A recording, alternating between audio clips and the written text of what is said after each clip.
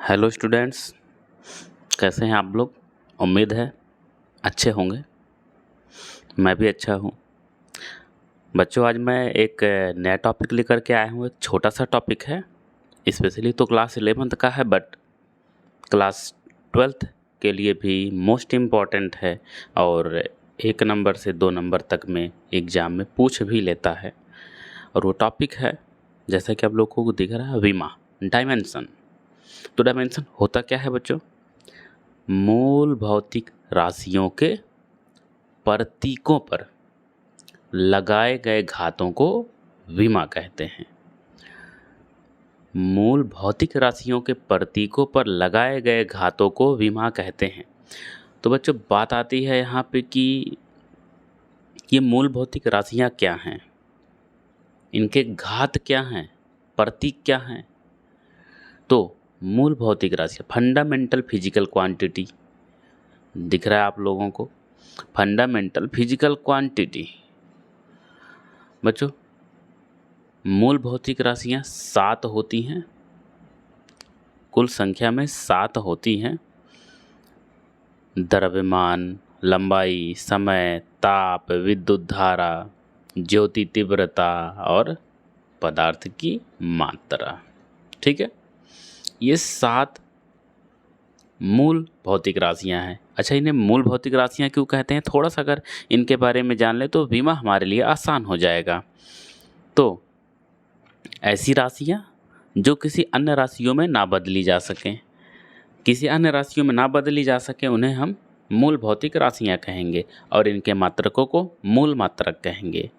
बच्चों, इनके कुछ प्रतीक भी होते हैं, जैसे द्रव्यमान है, केजी इसका मात्रक है। देखिए, पहला अक्षर इसका एम है, मास। इस नाते इसका जो प्रतीक लिया गया है वो कैपिटल एम लिया गया है। लंबाई का लेंथ है, मीटर इसका मात्रक, यूनिट मीटर हो जाएगा। इसका सिंबल हो जाएगा एल है तो एल। इसी तरीके से समय, टाइम का टी हो जाएगा। बट इसके बाद से यहाँ से बच्चों हम आगे आएंगे तो के, ए, इनके मात्रकों का जो सिंबल बन रहा है, के का के, एम्पियर का ए, कैंडेला का सी डी और पदार्थ की मात्रा मोल, तो मोल का मोल या फिर थीटा हम लोग यूज करेंगे।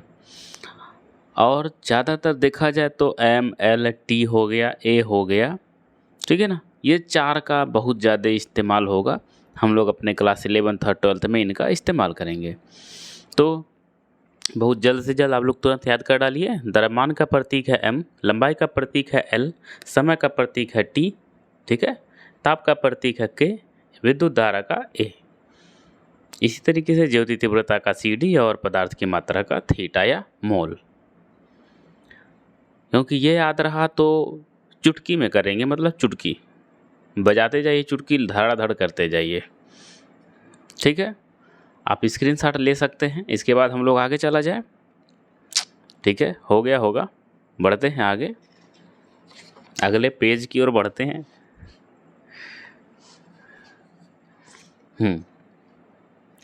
ठीक है, तो आते हैं हम पहले उदाहरण पर। ठीक है, तो हमारा जो पहला है, यहाँ लेते हैं क्षेत्रफल। क्षेत्रफल, तो क्षेत्रफल क्या होता है? क्षेत्रफल लंबाई गुणे चौड़ाई। क्षेत्रफल होता है लंबाई गुणे चौड़ाई। आप लोगों ने पढ़ा होगा, छोटे क्लासों से ही पढ़ते आ रहे होंगे, लंबाई गुणे चौड़ाई। तो बच्चों देखिए, लंबाई, लंबाई का क्या प्रतीक था? एल था। अच्छा, चौड़ाई भी एक तरह का लंबाई ही है। विस्थापन आ जाए, ऊंचाई आ जाए, मोटाई आ जाए, फिर गहराई आ जाए, ठीक है, दूरी आ जाए, तो इस सभी सब कुछ लंबाइयाँ ही हैं। हम इन्हें एल सिंबल लेंगे। ये नहीं कि केवल लंबाई के लिए एल लेंगे, चौड़ाई भी एक तरीके का लंबाई है तो एल हो गया। तो इसकी जो विमा हो जाएगी एल पर 1, एल पर 1, एल पर 2 हो जाएगी विमा, L2 हो जाएगी। ठीक है बच्चों, ठीक है। इसी तरीके से पहला हो गया, तो दूसरा आता है आयतन। चलिए आयतन का देख लेते हैं क्या होता है। आयतन का होता है लंबाई गुणे चौड़ाई गुणे ऊंचाई। तो देखिए लंबाई का भी L, चौड़ाई का भी L, ऊंचाई का भी L, तो हो जाएगा L³। तीसरे नंबर पर आते हैं हम लोग घनत्व के सूत्र पे। घनत्व बराबर क्या होता है? घनत्व बराबर होता है द्रव्यमान बटा आयतन। द्रव्यमान के लिए तो प्रतीक है m, और आयतन के लिए भी हम लोगों ने लाया है L3। तो क्या हो जाएगा ml-3, ये हो जाएगा। इसके बाद से चौथा नंबर आते हैं हम लोग वेग। तो वेग का क्या होता है? विस्थापन बटा समय। विस्थापन भी एक तरह का लंबाई है तो L हो जाएगा, समय T हो जाएगा, T ऊपर जाएगा तो हो जाएगा LT-1। इसके बाद से हम लोग बल का यूज कर लें, नहीं त्वरण का करते हैं। त्वरण क्या होता है? वेग परिवर्तन बटा समय, change in velocity upon time. वेग परिवर्तन मीन्स वेग हो गया LT-1 और टाइम हो गया T। अगर T पावर 1 को ऊपर ले जाएं तो -1 होगा, पहले से -1 है, मिल करके LT-2 मिल जाएगा हमको। इसके बाद आते हैं हम छठा बल। ठीक है बच्चों, बल क्या है? F बराबर ma पढ़े हुए हैं, द्रव्यमान गुणे त्वरण पढ़े हैं, द्रव्यमान गुणे त्वरण। तो द्रव्यमान का हो गया m, त्वरण का हो गया LT-2, तो हमको बल की विमा मिल गई mLT-2। अच्छा बच्चों, उससे पहले एक चीज़ और बता दूं। देखिए इसको बोलने का क्या देगा? क्षेत्रफल का L2, आयतन का L3, घनत्व ml-3, वेग LT-1, त्वरण LT-2, बल mLT-2। आप इसी तरह बोल सकते हैं। अच्छा एक चीज़ जान लीजिए कि किसी अंक का, नियतांक का, कोण का, विकृति का या समान राशियों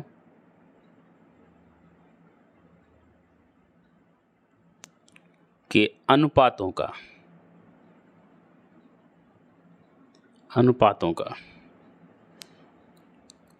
कोई विमा नहीं होता है, मतलब ये विमाहीन होते हैं, कोई विमा नहीं होता है। ठीक है बच्चों, तो स्क्रीनशॉट आप लोग को लेना हो तो एकदम झट से ले लीजिए, फास्ट हो गया होगा। ठीक है, तो अभी तो हम लोगों ने किया है 6 नंबर। तो देखिए 7 नंबर पर आते हैं। 7 नंबर पर हम लेते हैं कार्य को। ठीक है, कार्य W, कार्य बराबर होता है बल गुणे विस्थापन। बल गुणे विस्थापन। तो बल का अभी भी हम लोगों ने ऊपर लिखा है, दिख भी रहा है, mLT-2 है, विस्थापन लंबाई है, तो मिला जुला के हो गया mL1 L1 L2 हो गया, T-2 हो गया। ठीक है बच्चों, तो अगर आपको सूत्र पता है तो आप उसका मान रखिए और विमा निकाल लीजिए। जैसे हम आपको बताते हैं धारा या आवेश, आवेश Q बराबर I इंटू टी होता है।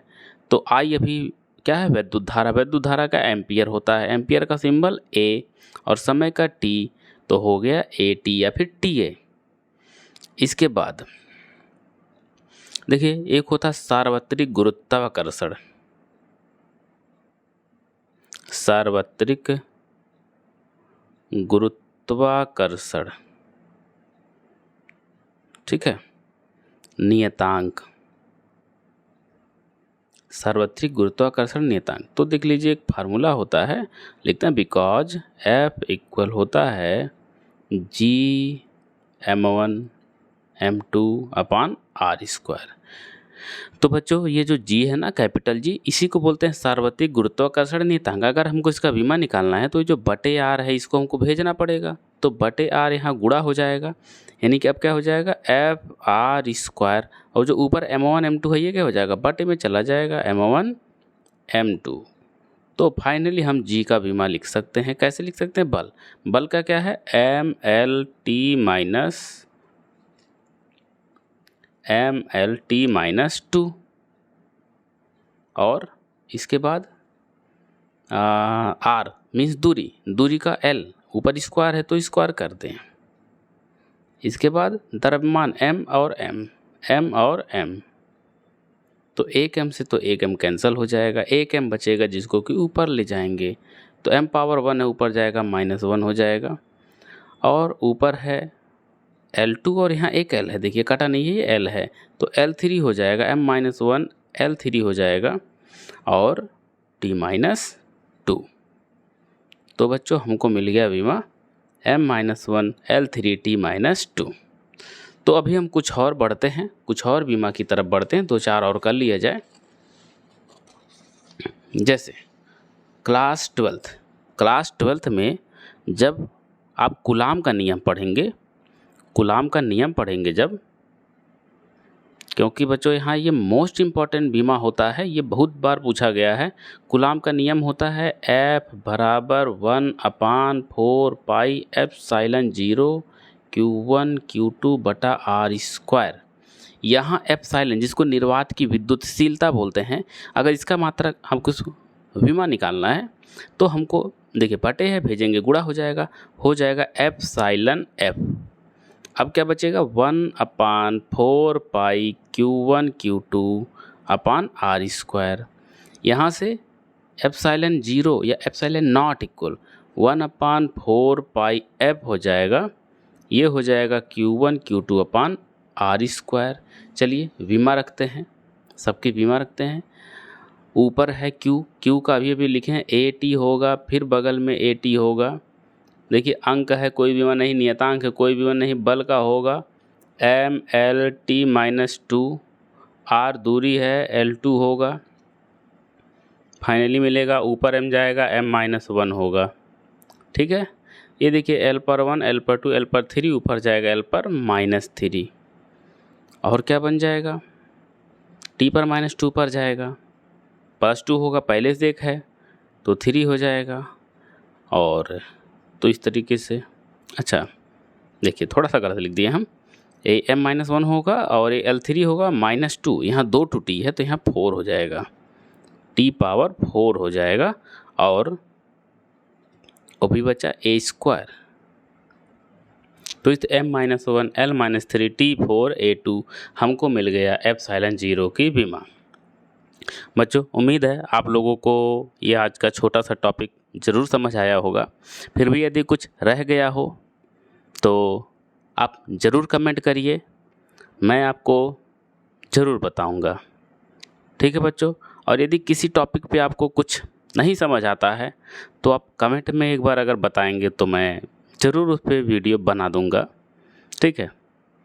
तो इस चैनल को